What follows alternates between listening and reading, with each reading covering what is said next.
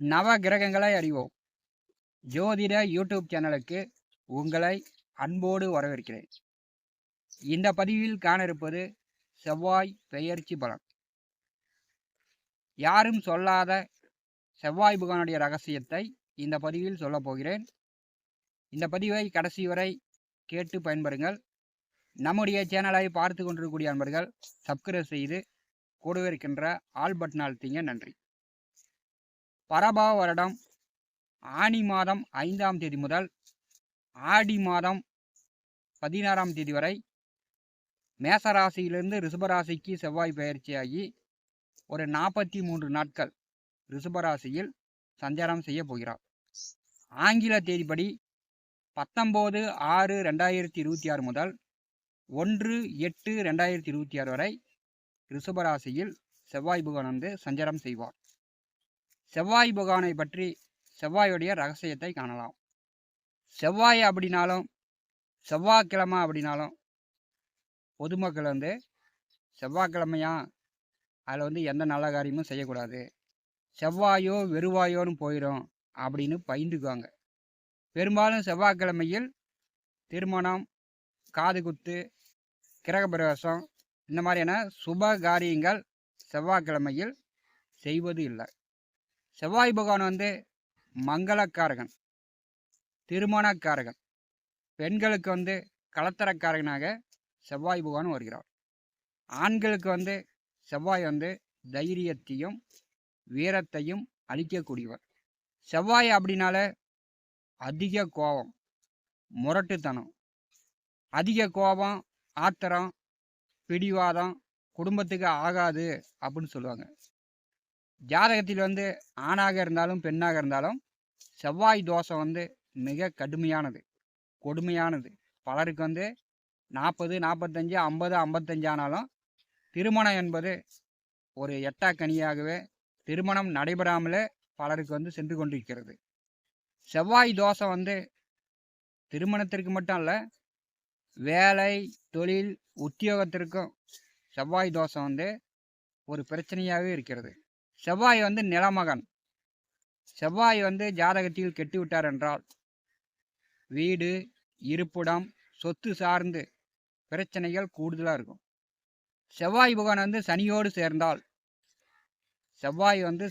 சேர்ந்தால் அந்த ஜாதகன் வந்து தைரியத்தை இழப்பார், தன்னுடைய சகோதரனை இழப்பார், தன்னுடைய கௌரவம், மதிப்பு, மரியாதையை இழப்பார். ஜாதகன் வந்து ரோசத்தால், பிடிவாதத்தால் பூர்வீக சொத்தையே ஒரு காலகட்டத்தில் இழந்து விடுவார். வேலை, தான் சம்பாதித்த பணத்தையும் செவ்வாய் தோஷம், செவ்வாய் சனி சேர்க்கை உள்ளவர் ஒரு காலகட்டத்தில் இழப்பார். செவ்வாய் வந்து ஆயுதங்களால், வண்டி வாகனங்களால் பார்த்தீங்கன்னா விபத்து, ஆயுதங்களால் காயம், வெட்டு, அறுவை சிகிச்சை என்று உடல் வந்து வேதனைப்பட வைத்திரும்.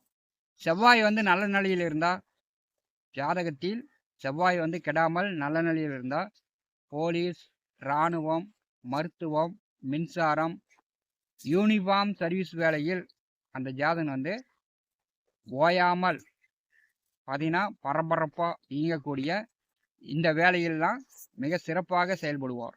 செவ்வாய் நல்ல நிலையில் இருந்தால் மட்டும்தான் இயந்திரம், வண்டி வாகனங்கள் ஓட்டுநர் ஆக முடியும். செவ்வாய் நல்ல நிலையில் இருந்தால் தான் விவசாயம், ஆடு மாடு நல்ல வளர்ச்சியை ஏற்படுத்தும். சுய ஜாதகத்தில் செவ்வாய் புகான் கெட்டு விட்டார் என்றால் அந்த ஜாதகனுக்கு வீடு, நிலம், சொத்து சார்ந்து, சகோதரன் சார்ந்து, உடம்புல வந்து இரத்தம் சார்ந்து பிரச்சனைகள் வந்து கூடுதலாக வந்துடும்.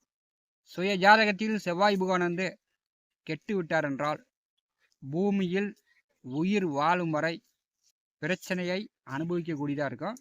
அதாவது மங்களங்கள் இல்லாமல் போயிடும். மேசம், விருச்சிக ராசிக்கு அதிபதியானவர் செவ்வாய். மேசம், விருச்சிகம், மகரம், மிதுனம், கன்னி இந்த ராசி லக்னத்தில் பிறந்தவர்களுக்கு சொத்து சார்ந்து பிரச்சனைகள் இல்லாதவர்கள் யாருமே இருக்க முடியாது.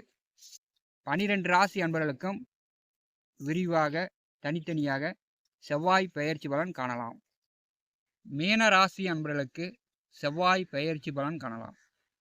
மீனராசிக்கு 2ஆம் இடமான குடும்பஸ்தானத்திற்கும் 9ஆம் இடமான பாக்கியஸ்தானத்திற்கும் அதிபதியானவர் செவ்வாய். அதாவது 2, 9வது வீட்டிற்கு குடும்ப பாக்கிய அதிபதியாக மீனராசி என்பதற்கு செவ்வாய் பகவான் வருகிறார். செவ்வாய் கடந்த 1.5 மாதமாக குடும்பஸ்தானத்திலே ஆட்சி பெற்று சென்றார். மீனராசி என்பதற்கு பெரும்பாலும் உங்கள் பேச்சு உங்கள் குடும்பத்திலேயே எடுபட்டிருக்காது. 2வது வீட்டிலே செவ்வாய் இருக்கும்போது பெரும்பாலும் உங்களுடைய உடல் ஆரோக்கியம், பெரும்பாலும் உங்களுடைய அழகு பொலிவே மாறுறீங்க. 3வது வீட்டிலே எதிர்வரக்கூடிய 43 நாட்கள் செல்லும்போது மீனராசி என்பதற்கு உங்களுடைய தேக உடல் சுகம் பொலிவு மாறும், சுகம் கூடும். 3வது வீட்டிலே செவ்வாய் செல்லும்போது பார்த்தீங்கன்னா சிலர் பழைய வீட்டை புதுப்பிக்கலாம், புதிதாக வீடு கட்டலாம், புதிதாக 2 வீலரோ 4 வீலரோ வண்டி வாகனம் வாங்கலாம். 3வது வீட்டிலே செவ்வாய் பகவான் செல்லும்போது மீன ராசி என்பதற்கு செல்வம் செல்வாக்கு சேரும். மற்றவரிடத்தில் வெளியிடத்தில் உங்களுக்கு நல்ல பேர் கிடைக்கும்.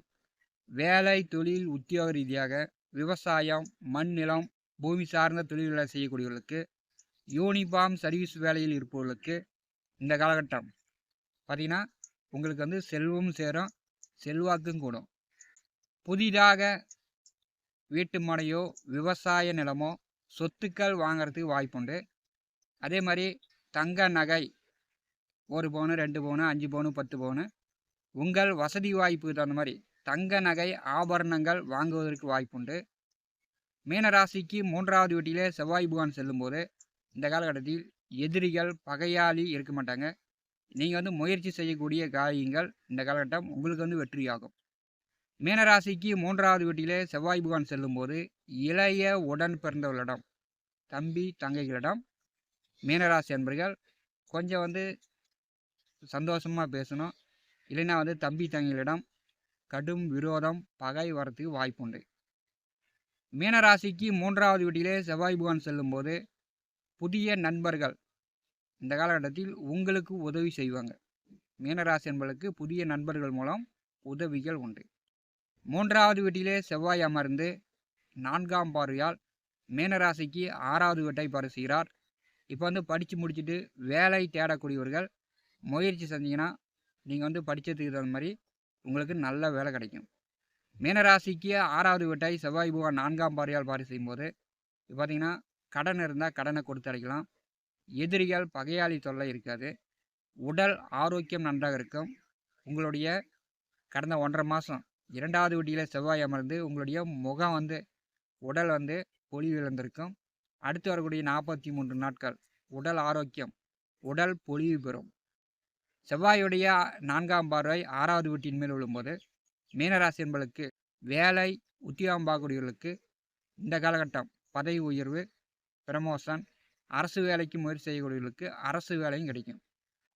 செவ்வாய் பகவானுடைய 7ஆம் பார்வை மீனராசிக்கு 9வது வீட்டின் மேல் விழுகிறது. பாக்கியஸ்தானத்தை தன்னுடைய வீட்டை தானே செவ்வாய் பகவான் பார்வை செய்கிறார். 9வது வீட்டை செவ்வாய் பார்வை செய்யும்போது உங்கள் தந்தையாரிடம் இதே ஒரு சில கருத்து வேறுபாடு இருந்துச்சுன்னா இந்த காலகட்டத்தில் நீங்கும். 9வது வீட்டை செவ்வாய் பார்வை செய்யும்போது இந்த 43 நாட்களில் நீங்கள் அறுபடை முருகன் ஸ்தலங்களுக்கு, முருகன் கோயிலுக்கு சென்று வாருங்கள். முருகனுடைய அருள் பரிபூர்ணமாக கிடைக்கும். 9வது வீட்டை செவ்வாய் பகவான் பார்வை செய்யும்போது நீங்கள் பாத யாத்திரையோ கிரிவலமோ ஆன்மீக ஸ்தலங்களுக்கு சென்று வரும்போது இறைவனுடைய அனுகிரகம் பரிபூர்ணமாக கிடைக்கும். 9வது வீட்டை செவ்வாய் பார்வை செய்யும்போது நீங்கள் கோவிலுக்கோ கோவில் கட்டுமானத்திற்கோ பூஜைக்கோ பணங்காசு உதவி தான தர்மங்கள் செய்யக்கூடிய அமைப்பு இந்த காலகட்டத்தில் உண்டு. மீனராசிக்கு 10வது வீட்டை செவ்வாய் பகவான் 8ஆம் பார்வையால் பார்வை செய்கிறார். தொழில் ஜீவன கர்மஸ்தானத்தை செவ்வாய் பார்வை செய்யும்போது விவசாயம் மண் நிலம் பூமி சார்ந்த வேலை தொழில் செய்யக்கூடியவர்களுக்கு, யூனிஃபார்ம் சர்வீஸ் வேலையில் இருப்பவர்களுக்கு இந்த காலகட்டம் சிறப்பாக இருக்கும். நீங்கள் அதிகாரமாக மற்றவர்களிடம் வேலை வாங்குகிற அளவுக்கு எதிர்வரக்கூடிய இந்த 43 நாட்கள் செவ்வாய் பகவான் உங்களுக்கு அதிகாரத்தை வழங்குகிறார். மீனராசி என்பர்கள் பயன்படுத்திங்க. உயர் பதவி, கூடுதல் சம்பளம், ப்ரமோஷன், பரிசு பதக்கங்கள்லாம் வாயிட்டுறதுக்கான வாய்ப்புகள் இந்த 43 நாட்கள் உங்களுக்கு உண்டு. நவ கிரகங்களை அறிவோம்.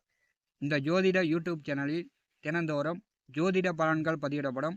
நம்முடைய சேனலை பார்த்து கொண்டிருக்கக்கூடிய அன்பர்கள் சப்ஸ்கிரைப் செய்து கூடவே இருக்கின்ற ஆல் பட்டன் அழுத்திங்க. நன்றி, வணக்கம்.